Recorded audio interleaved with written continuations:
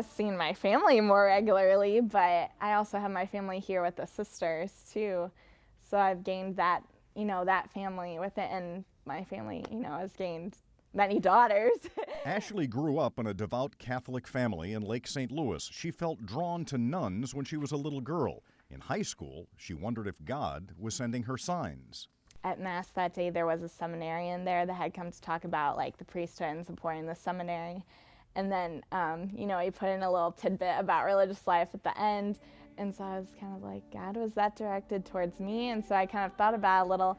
And then later that day, my grandma was coming home from the hospital, and she was at our house and everything. And she was talking about a sister who had visited her while she was in the hospital and how wonderful she was. And this is all the same day. And she's kind of like, we need more people like that. And I was like, okay, why are you telling me that? Ashley researched several religious orders. She made a couple of visits to the Sisters of St. Francis of the Martyr St. George Convent in Alton. Her discernment was well underway.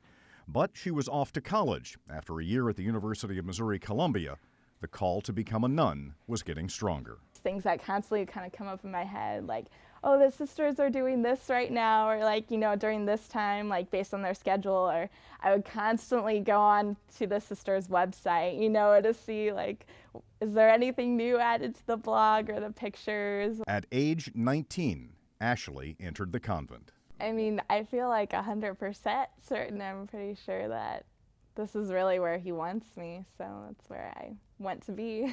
Vocation directors say the number of women expressing interest in religious life is on the increase. And what's more is that many of them are in their 20s. Seeing 10 people come, and then, up to 29 young people coming for a weekend. The reason for the renewed interest by young women? I think there's a thirst for the truth, and where will they find that? But in the Eucharist is the heart of our Catholic faith, the true presence, the body and blood of Jesus Christ. Surveys show religious orders attracting young women are more traditional, where nuns work and pray together, where religious habits express fidelity to the Church, and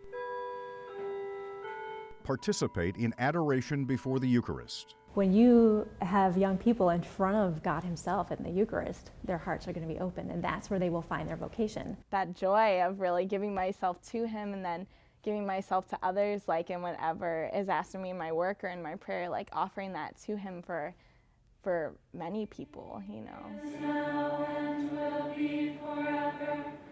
Amen.